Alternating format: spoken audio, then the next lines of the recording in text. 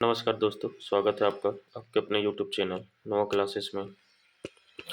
आज हम पॉलिटी के एक महत्वपूर्ण टॉपिक भारत के संवैधानिक विकास घटना चक्र बुक से कंप्लीट करेंगे। तो शुरू करते हैं। भारत का संवैधानिक विकास, तो इसके अंतर्गत जो है दो भाग में बटे हुए हैं। एक तो जो ईस्ट इंडिया कंपनी के शासन हेतु पारित ब्रिटिश संसदीय अधिनियम जो थे, जो कि 1773 यानी 1773 से 1853 के बीच में थे, और दूसरा जो है ब्रिटिश ताज के शासनाधीन जो है पारित जो अधिनियम थे, जो कि 1858 से लेकर 1947 भारत की आज़ादी तक थे। हमें पता है कि 1857 की क्रांति के बाद 1858 में जो है ब्रिटिश ताज के अंतर्गत जो है भारतीय अधिनियम आ गए थे। अब आते हैं कंपनी के शासन हेतु जो है पारित अधिनियम क्या क्या थे। तो ब्रिटिश संसद के 1773 के रेगुलेटिंग एक्ट के द्वारा बंगाल के गवर्नर को बंगाल का गवर्नर जनरल बना दिया गया। 1773 के रेगुलेटिंग एक्ट के द्वारा बंगाल के जो गवर्नर था सिर्फ उसे अब गवर्नर जनरल का पद दिया गया, और इसकी सहायता के लिए जो एक 4 सदस्यीय कार्यकारी परिषद का गठन किया गया, जिनका कार्यकाल जो है 5 वर्ष का रखा गया था। तो सबसे पहले 1773 के रेगुलेटिंग एक्ट में जो है बंगाल के गवर्नर को बंगाल का गवर्नर जनरल बना दिया गया था। उसके सहायता के लिए 4 सदस्य का एक कार्यकारी और परिषद का गठन किया गया था, और इनका कार्यकाल जो है 5 वर्ष रखा गया था। इस एक्ट के अनुसार जो है वॉरेन हेस्टिंग, ये नाम याद रखिएगा, यही जो था ये प्रथम का बंगाल का पहला गवर्नर जनरल बना था, ठीक है। तथा फ्रांसिस जो है क्लेवरिंग, मानसन और बारविल काउंसिल के सदस्य नियुक्त हुए थे। ये महत्वपूर्ण नहीं है, लेकिन ये वॉरेन हेस्टिंग ये जो है पूछता है। तो पहले बंगाल का पहला गवर्नर जनरल कौन बना था? Warren Hasting. किस एक्ट के तहत? 1773 के रेगुलेटिंग एक्ट के तहत। सब परिषद गवर्नर जनरल को बंगाल में फोर्ट विलियम की प्रेसिडेंसी के सैनिक एवं असैनिक शासन का अधिकार दिया गया। गवर्नर जनरल को क्या दिया गया? सैनिक और असैनिक शासन। इसका जो है प्रेसिडेंसी, फोर्ट विलियम की प्रेसिडेंसी जो है इसका शासन दिया गया। इसे प्रमुख मामलों विदेश नीति में प्रमुख मामलों में मद्रास, बम्बई की प्रेसिडेंसियों का अधीक्षण भी तय करना था। हमेशा नहीं, पर कभी कभी जो जब मामले प्रमुख होंगे तो विदेश नीति जो है, जैसे कि मद्रास उस समय अलग था बंगाल प्रेसिडेंसी से, बम्बई अलग प्रेसिडेंसी था, उसमें जो है इसमें भी जो है प्रेसिडेंसियों का अधीक्षण भी करना था। इसी एक्ट के तहत 1774 ईस्वी में एक उच्चतम न्यायालय की स्थापना की गई। तो उच्चतम न्यायालय सुप्रीम कोर्ट की स्थापना पहली बार कब हुई? तो 1773 के रेगुलेटिंग एक्ट के तहत 1774 में जाकर के जो है एक उच्चतम न्यायालय की स्थापना किया गया। इसमें एक मुख्य न्यायाधीश और 3 अन्य न्यायाधीश थे। तो टोटल 4 थे, 3+1, यानी कि एक मुख्य न्यायाधीश और 3 जो है अन्य न्यायाधीश थे। कंपनी के कर्मचारियों को निजी व्यापार करने तथा भारतीयों से उपहार लेने से प्रतिबंधित कर दिया गया। कंपनी के जितने भी कर्मचारी थे उनको निजी व्यापार करने पर रोक लगा दिया गया, और भारतीयों से उपहार लेने पर भी रोक लगा दिया गया, क्योंकि ये जो है जितने भी कर्मचारी ऑफिसर वगैरह थे वो यहाँ पे आकर के निजी व्यापार करने लगे थे और निजी फायदे को लेकर के, जिससे कंपनी का नुकसान हो रहा था। इस वजह से ये नियम लाए गए। अब उसके बाद एक आता है नियम पिट्स इंडिया एक्ट 1784 में, ठीक है। 1773 के रेगुलेटिंग एक्ट के बाद पिट्स इंडिया एक्ट 1784 में आता है। कंपनी के राजनीतिक और व्यापारिक कार्यों का पृथक्करण कर दिया गया, कि कंपनी का जो राजनीतिक काम होगा और जो व्यापारिक काम होगा वो दोनों अलग अलग कर दिया गया।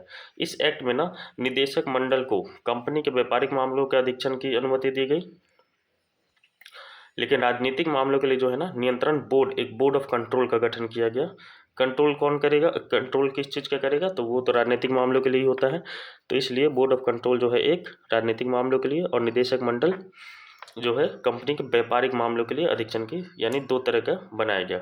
1786 के अधिनियम के द्वारा गवर्नर जनरल को विशेष परिस्थितियों में अपनी परिषद के निर्णय को निरस्त करने अथवा लागू करने का अधिकार प्रदान किया गया, ठीक है। 1784 में ये पिट्स इंडिया एक्ट आया। इसके अंतर्गत 2 जो है वो बनाए गए, अलग किया गया राजनीतिक और व्यापारिक कार्यों को। इसके अंतर्गत जो है बोर्ड ऑफ कंट्रोल बनाया गया, जो कि राजनीतिक मामलों को देख रहा था, नियंत्रण बोर्ड, और निदेशक मंडल जो है ये व्यापारिक मामलों को देख रहा था। इसी के बाद फिर 1786 के अधिनियम में जो है के द्वारा गवर्नर जनरल को विशेष परिस्थितियों में अपनी परिषद के निर्णय को निरस्त करने ठीक है, अथवा लागू करने का अधिकार प्रदान किया गया। यानी कि गवर्नर जनरल को एक एक्स्ट्रा पावर दे दिया गया कि आप जो है विशेष परिस्थिति में अपनी परिषद का जो भी निर्णय होगा, जो कि 4 लोग और थे इनके साथ परिषद में, उनके निर्णय को निरस्त किया जा सकता है या फिर लागू किया जा सकता है। किसके द्वारा? गवर्नर जनरल के द्वारा। ये 1786 के अधिनियम के द्वारा लेके आया गया। गवर्नर जनरल को प्रधान सेनापति की शक्तियाँ भी प्रदान की गई, यानी कि पावर जो है वो बढ़ाया गया गवर्नर जनरल का। ये दोनों अधिकार सबसे पहले किसको मिला था? लॉर्ड कॉर्नवालिस को मिला था।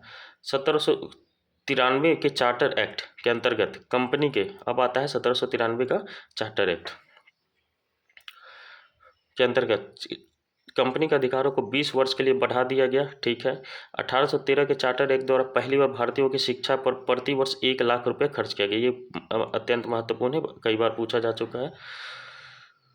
ठीक है। कंपनी के अधिकारों को जो है 20 वर्ष के लिए बढ़ा दिया गया 1793 से। इस वजह से आप देखेंगे जो अगला नियम आएगा वो 1813 में आएगा, फिर 20 वर्ष के बाद। ठीक है। तो 1793 के चार्टर एक्ट में सिर्फ ये किया। पहला कब आया था? 1773। ठीक है, 1773। दूसरा कब आया? 20 साल के बाद 1793, और तीसरा 1813 में आएगा फिर। ठीक है। और जो 1700 जो आपके 84 में आया था वो पिट्स इंडिया एक्ट था। ठीक है। तो 1813 के चार्टर एक्ट जो है ना, पहली बार भारतीयों की शिक्षा पर 1 लाख रुपए खर्च किया गया। ये खर्च इसलिए नहीं किया गया था कि भारतीयों की शिक्षा पर, इसमें क्या था कि उन्हें जो है दिक्कत हो रही थी शासन करने में, यहाँ के लोगों को समझाने में, और उतने वर्क पावर तो वो ला नहीं सकते थे इंग्लैंड से। तो वो चाहते थे कि यहाँ के लोगों को जो है वो शिक्षा दे दिया जाए, जिससे कि हमारा बेसिक काम निकल सके। इस वजह से प्रतिवर्ष 1 लाख रुपए खर्च का निर्णय लिया गया। कंपनी के भारतीय व्यापार के अधिकार को समाप्त कर दिया गया। ठीक है। कंपनी जो है अब तक भारतीय व्यापार में सिर्फ अकेले ही वो व्यापार कर रही थी, अब जो है सबके लिए खोल दिया गया। कि किस एक्ट के तहत? 1813 के चार्टर एक्ट के तहत। लेकिन चीन के साथ चाय के व्यापार पर इसका एकाधिकार बना रहा। देखिए, भले ही भारतीय व्यापार पर उसका एकाधिकार को समाप्त कर दिया गया, लेकिन चीन के साथ जो है ना, चाय के व्यापार पर उसका एकाधिकार बना रहा था। ठीक है। यानी चीन के साथ वो एकाधिकार अकेला ही व्यापार करेगा, चाय के साथ वो अकेला ही चाय का जो है व्यापार अकेला ही करेगा, बाकी चीज़ों पे और भी लोग कर सकते हैं। अब आता है फिर 20 साल के बाद 1833 का चार्टर एक्ट। बंगाल के गवर्नर जनरल को संपूर्ण भारत का गवर्नर जनरल बना दिया गया। ठीक है। 1773 में बंगाल के गवर्नर को बंगाल का गवर्नर जनरल बनाया गया, जो कि वॉरेन हेस्टिंग को बनाया गया। उसके बाद फिर आता 1793, इसमें 20 वर्ष के लिए और बढ़ा दिया गया। फिर आता 1813, जिसमें कि 1 लाख रुपए प्रति वर्ष भारतीयों के शिक्षा पर खर्च किया गया। फिर जब 1833 का आता है चार्टर एक्ट, इसमें बंगाल का जो गवर्नर जनरल बना था इसमें 1773 के समय, इसको जो है पूरे भारत का गवर्नर जनरल बना दिया गया। ठीक है। इसके पावर को और इन्हेंस किया गया, बढ़ाया गया। इस चार्टर एक्ट की धारा जो है 87 के अनुसार कोई भारतीय केवल धर्म, जन्म स्थान, वंश और मन के आधार पर सरकारी सेवा के लिए अयोग्य नहीं समझा जा सकता था। ठीक है। तो 1833 का जो चार्टर एक्ट था, इसमें एक 87 धारा था, जो कि महत्वपूर्ण नहीं है, लेकिन इसी में जो है ना, ये नियम प्रावधान किया गया कि कोई भी भारतीय जो है केवल धर्म, जन्म स्थान, वंश और वन के आधार पर सरकारी सेवा के लिए अयोग्य नहीं समझा जा सकता। ये हमारे फंडामेंटल राइट्स में भी एक आप देखेंगे तो है। देश की शासन प्रणाली का केंद्रीकरण कर दिया गया। ठीक है। अब सेंटर से उसको हैंडल किया जाने लगा, सेंट्रलाइजेशन होने लगा। लॉर्ड विलियम बेंटिक, अब ध्यान से आपको ध्यान देंगे तो 1833 में जो है लॉर्ड विलियम बेंटिक ही थे उस समय गवर्नर जनरल। तो इन्हीं को जो है भारत का गवर्नर जनरल बनाया गया। तो पहला भारत का गवर्नर जनरल कौन बना? Lord William Bentinck. ये पहले भारत के गवर्नर जनरल थे। इसके पहले ये क्या थे? ये बंगाल के गवर्नर जनरल थे। कंपनी का जो समस्त व्यापारिक कार्य था समाप्त कर दिया गया। ठीक है। अब कंपनी का सोचिए, व्यापारिक कार्य को खत्म कर दिया गया। भविष्य में इसे केवल राजनीतिक कार्य करने थे। गवर्नर जनरल की परिषद में एक कानूनी सदस्य, चौथा सदस्य को सम्मिलित किया गया। सर्वप्रथम मैकाले, ये देखिए मैकाले ने को कानूनी सदस्य के रूप में शामिल किया गया था। ठीक है। इस एक्ट के तहत सब परिषद गवर्नर जनरल को पूरे भारत के लिए कानून बनाने का अधिकार प्रदान किया गया। ठीक है। सब परिषद जो है गवर्नर जनरल को, यानी परिषद के साथ जो गवर्नर जनरल थे उनको जो है पूरे भारत के लिए कानून बनाने का अधिकार प्रदान किया गया, क्योंकि वो भारत के गवर्नर जनरल हो गए थे। अब आते हैं इसी एक्ट में नियुक्तियों के लिए योग्यता संबंधी मानदंड अपनाकर भेदभाव को समाप्त किया गया 1833 में। अब आता है फिर 20 साल के बाद 1853 के चार्टर एक्ट द्वारा विधायी शक्तियों को कार्यपालिका शक्तियों से पृथक करने का व्यवस्था किया गया। अब इसमें क्या किया गया कि विधायी शक्ति और कार्यपालिका शक्ति को अलग अलग कर दिया गया। विधि निर्माण है तो गवर्नर जनरल की विधायी परिषद की स्थापना की गई। ठीक है, एक विधायी परिषद अलग बनाई जिसे आगे चलकर भारतीय केंद्रीय विधान परिषद के नाम से जाना गया। सिविल सेवकों की भर्ती एवं चयन हेतु खुली प्रतियोगिता का शुभारंभ जो है किया जाने लगा 1853 में। तो टोटल चार्टर एक्ट कितने हैं? 4। 1773, 1793, 1813, 1833 और 1853। टोटल 5 है ना। ये पहला था, ये लास्ट था। अब देखिए यहाँ से चार्टर एक्ट जो है खत्म हो जाएंगे। चलिए आगे आते हैं। अब इसके क्वेश्चन आंसर को करते हैं। आई होप आप इसे समझ चुके होंगे ठीक से। अब इसके क्वेश्चन आंसर को करते हैं।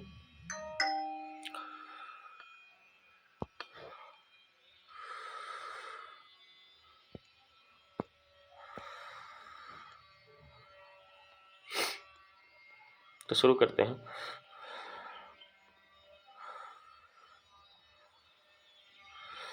चलिए, निम्नलिखित में से किस अधिनियम में कलकत्ता में सर्वोच्च न्यायालय की स्थापना का प्रावधान किया गया था? हाँ, कलकत्ता में सर्वोच्च न्यायालय का भी हमने देखा था इसे कि ये जो था आपका बना कब था? 1774 में।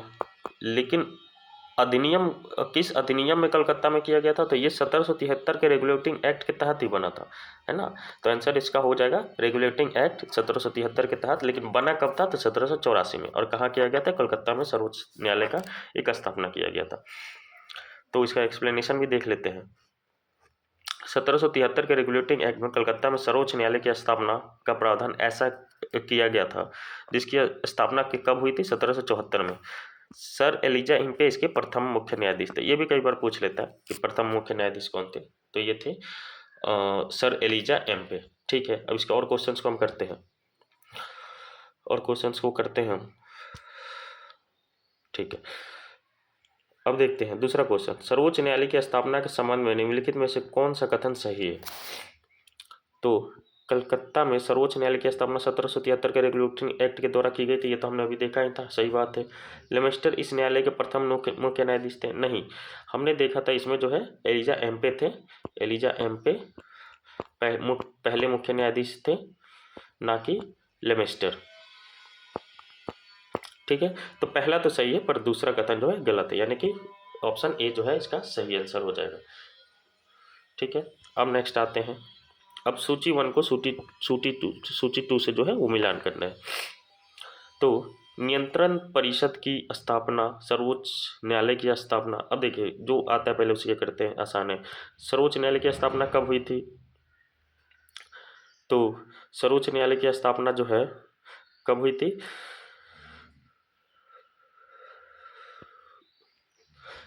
ये रेगुलेटिंग एक्ट 1773 के तहत हुआ था, यानी कि फर्स्ट हो जाएगा इसका। ठीक है, अब उसके बाद जो है आपका नियंत्रण परिषद की स्थापना कब हुई थी?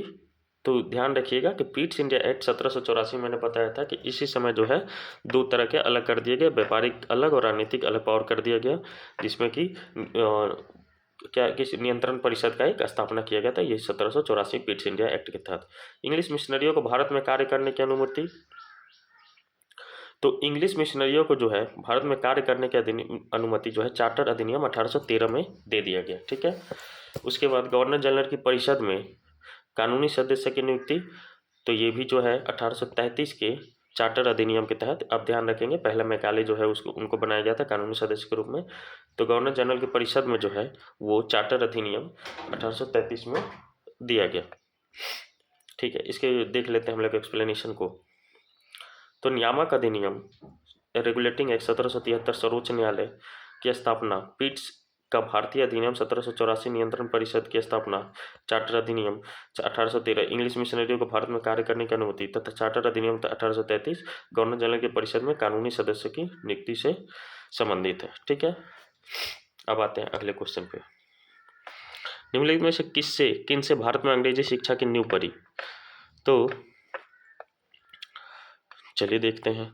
एक तो हमें 1813 का चार्टर एक्ट, इसमें आपको पता होगा कि 1 लाख रुपए जो है खर्च करने का शिक्षा पे, भारतीयों की शिक्षा पर जो है सरकार ने, अंग्रेजी सरकार ने जो है वो निर्णय लिया था। तो ये तो एक कारण होगा ही। General committee of public instruction 1823, ठीक है, इसके बारे में हम देखेंगे अब एक्सप्लेनेशन में।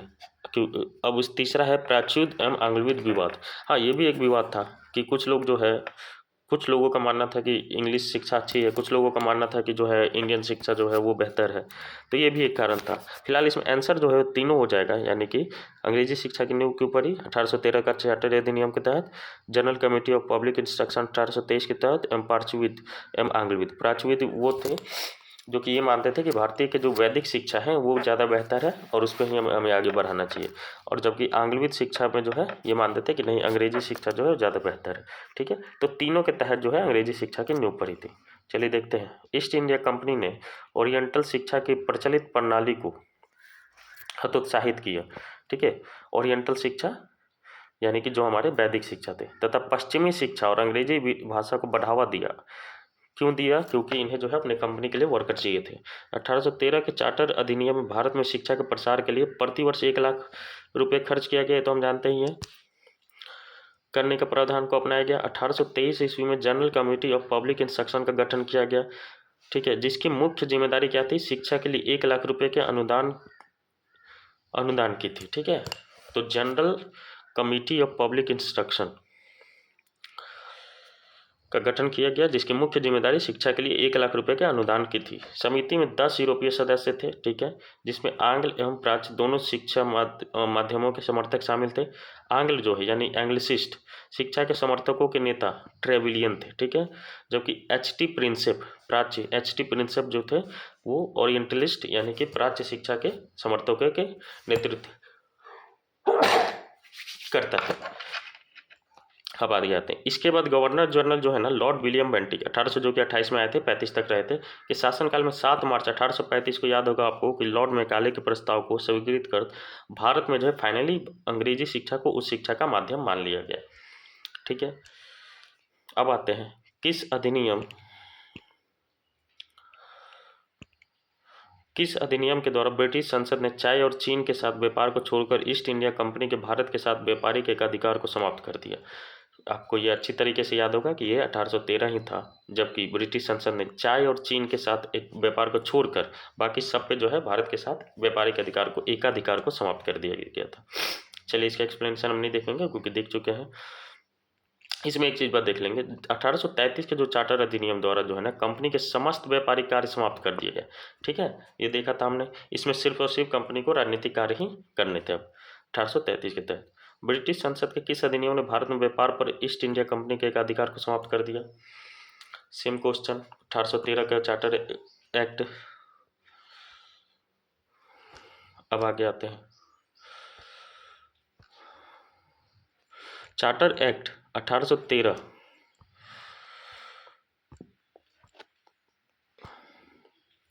के संबंध में निम्नलिखित कथनों पर विचार कीजिए। इसने भारत में ईस्ट इंडिया कंपनी के व्यापार एकाधिपत्य को चाय का व्यापार तथा चीन के साथ व्यापार को छोड़कर समाप्त कर दिया गया। ठीक बात है, इसने एकाधिकार को समाप्त कर दिया था सिर्फ और सिर्फ चाय और चीन को छोड़ करके। इसने कंपनी द्वारा एकाधिकार में लिए गए भारतीय राज्य क्षेत्रों पर ब्रिटिश राज की संप्रभुता को सुदृढ़ कर दिया। अधिकार में लिए गए भारतीय राज्य क्षेत्रों पर ब्रिटिश राज, भारत का राज्य, अब तीसरा देखते हैं, भारत का राजस्व अब ब्रिटिश संसद के नियंत्रण में आ गया था। तो देखिए, अभी संसद के अधीन तो आया नहीं था क्योंकि तो 1858 में आएगा। ठीक है, तो ये तो नहीं आया था। तीसरा तो गलत है, तो तीसरा जिसमें उसको गलत कर देंगे। ये नहीं हो सकता, ये नहीं हो सकता, ये नहीं हो सकता, यानी कि बचता है सिर्फ 1 नंबर। तो ये तो हमें पता ही है, चाय और चीनी के अलावा जो है सारे का अधिकार खत्म कर दिए गए। इसने कंपनी द्वारा अधिकार में लिए गए भारतीय राज्य क्षेत्रों पर ब्रिटिश राज क्राउन की संप्रभुता को सुदृढ़ कर दिया। ठीक है, इसमें ये तय होने लगा था कि अब जो है क्राउन ही जो है असली, तो धीरे धीरे उनके पास सत्ता जो है जा रही है, जो कि कंपनी ने अधिकार किए थे। ठीक है, एक्सप्लेनेशन देख लेते हैं। चार्टर एक्ट 1813 द्वारा ब्रिटिश ईस्ट इंडिया कंपनी का व्यापारिक एक अधिकार चीन और चाय के को छोड़ करके समाप्त कर दिया गया। साथ ही इस एक्ट के माध्यम से कंपनी द्वारा अधिकृत भारतीय राज्य क्षेत्रों पर ब्रिटिश क्राउन की संप्रभुता को सुदृढ़ भी किया गया। इस एक्ट से हालांकि कंपनी को आगे 20 वर्षों के लिए इन क्षेत्रों पर अधिकार और राजस्व सौंपा गया, तथापि यह ब्रिटिश क्राउन का संप्रभुता के प्रतिकूल नहीं होना था। ठीक है, यानी ठीक है सौंपा तो गया, लेकिन ये ऐसा नहीं हो सकता था कि ब्रिटिश जो है क्राउन के ऑपोजिट चला जाए या उसके कुछ विरोध काम कर दे। वो जो चाहेगी वही काम करे। इस प्रकार प्रश्नगत कथन 1 और 2 तो सही है, परंतु कथन 3 सही नहीं है, क्योंकि ये तो हम बता ही दिए कि 1858 के अंतर्गत ही जो है वो ब्रिटिश क्राउन के अंतर्गत सीधा गया था, इसके पहले नहीं। देख लेते हैं। 1858 ईस्वी के अधिनियम द्वारा ब्रिटिश संसद के सीधे नियंत्रण में लाया गया, जबकि ब्रिटिश कैबिनेट मंत्री के अधीन सेक्रेटरी ऑफ स्टेट का पद बना तथा विशेषकर राजस्व प्रशासन में उसके सहायता के लिए काउंसिल ऑफ इंडिया का गठन किया गया। अब आगे आते हैं, किस अधिनियम ने भारतवासियों को अपने देश के प्रशासन में कुछ हिस्सा लेना संभव बनाया? तो ध्यान रखेंगे, चार्टर एक्ट 1833 ही था वो, जिसमें कि भारतीयों को कुछ हिस्सा अपने देश के प्रशासन में लेना संभव बनाया था, क्योंकि आपने देखा था कि 1833 के एक्ट के तहत जो है किसी भी धर्म, जाति, वंश, जन्म स्थान के आधार पर जो है भेदभाव खत्म कर दिया गया था सरकारी नौकरियों में। तो कुछ तो हिस्सा मिल ही गया था, कहीं ना कहीं छोटी मोटी नौकरियों में भी जाए तो भी कुछ हिस्सा मिल गया था। देख लेते। चार्टर एक्ट 1833 की धारा में सबसे महत्वपूर्ण धारा जो 87 थी, जिसमें कहा गया था कि किसी भी भारतीय अथवा क्राउन की देशज प्रजा को अपनी धर्म स्थान, जन्म स्थान, वंशानुक्रम, कल, वर्ण अथवा इनमें से किसी एक कारणवश अपनी कंपनी के अधीन पद अथवा सेवा का योग्य नहीं माना जा सकेगा। कालांतर में राजनीतिक आंदोलन में 1833 में एक्ट की यह धारा प्रशासन में भागीदारी हेतु मुख्य आधार बनी। ठीक है, चलिए इसी के साथ समाप्त करते हैं। अगले नोट्स में, अगले जो है टॉपिक में हम आएंगे तुरंत से ही। धन्यवाद।